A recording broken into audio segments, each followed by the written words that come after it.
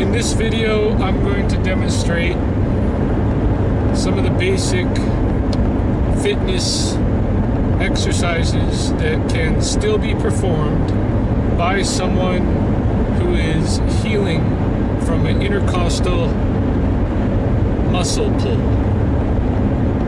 About a month ago, I pulled an intercostal muscle, and what that is it's those very thin muscles between the ribs, and typically someone will pull one right up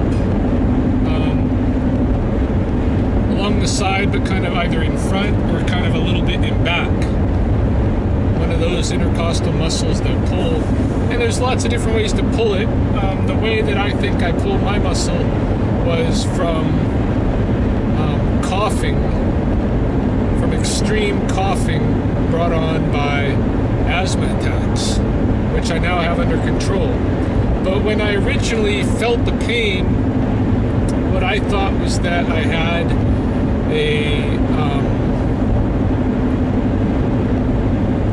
an infected lung, or at least the kind of the outside lining of the lung, which has happened to me before, and from kind of the same derivation, which is too much coughing and stressing that lung lining seemed to have brought on an infection at other times in my life.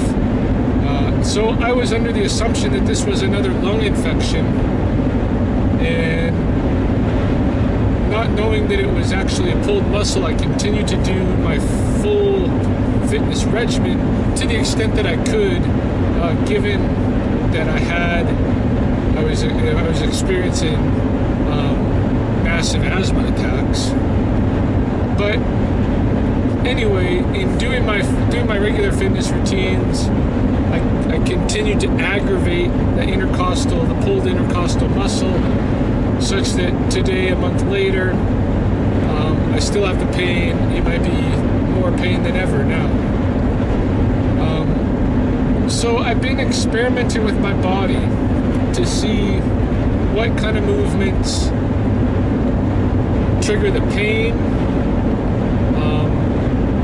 and what I can do that doesn't. You know, one of the things that I see is that a lot of times when somebody gets an injury, be it a broken bone, you know, a torn tendon, a pulled muscle, you know, what have you, if someone gets an injury, a lot of times they'll just withdraw from training altogether for a period of, you know, maybe at least 6 weeks to heal up the injury, if they can heal it in that fast of a time frame. When I see this happen, my opinion has always been that there's lots of other parts of the body and lots of other things that the training could focus on. Just because you have one injury doesn't mean you have to stop training altogether.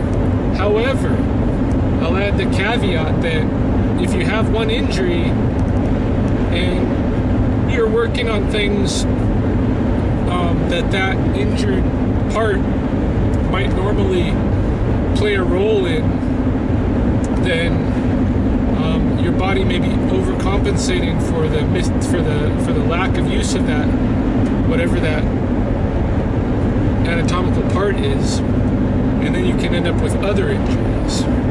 So I'm not saying that you should just do any exercise that doesn't involve that one anatomical part. You have to be thoughtful about it and make sure that you're not doing things where your body is trying to compensate for the missing muscle or what have you. So I started experimenting with my body with this intercostal muscle pull, and what I find and what people typically report is, of course, from going from a laying down, a prone position to sitting up, that hurts. So basically, I cannot do sit-ups. If I intend to leave the muscle alone and not have it get aggravated, I need to avoid doing sit-ups. I need to avoid doing crunches, reverse crunches, anything where I'm having that same kind of bend in my abdominal region. Because it seems to be that even though it's a primarily an abdominal exercise, it must still be using the intercostal muscle because I still have pain, and so do most people that have this injury. So that's one of the areas that I have to avoid.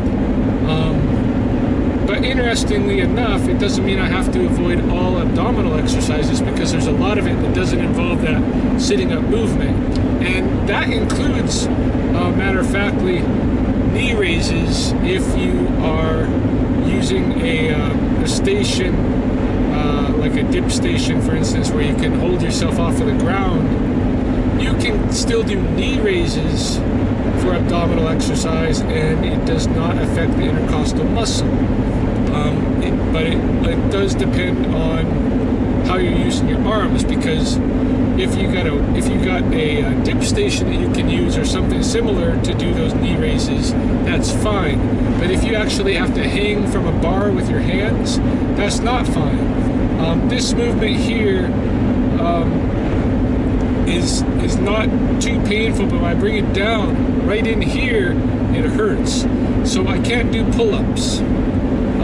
What I found as well is that even though with my non-weighted arm I can put it up and it doesn't really hurt so much, if I add weight and I do like military presses, that hurts. So you can't do pull-ups, you can't do military presses, you can't do bench presses, you can't do push-ups. It seems like any exercise where you're going back and forth with your arm that is involving some extent your chest muscles, your pecs, also seems to involve the intercostals. So you cannot do those if you want to give your intercostals a rest. However, there are other chest, back, and arm fitness exercises that you can do, and I will demonstrate those in this video. Basically anything that's not moving the arm out like that, a push like that, or a push like that. But you can do pull, for instance. You can do a torque. If you have a power twister, you can do a torque. It doesn't hurt. You can do bicep curls. It doesn't hurt. You can do tricep extensions. For some reason that doesn't hurt. I think it's because you're not using your this part of your arm. It's really your forearms and such. You can do shoulder shrugs. There's a lot of things you can do.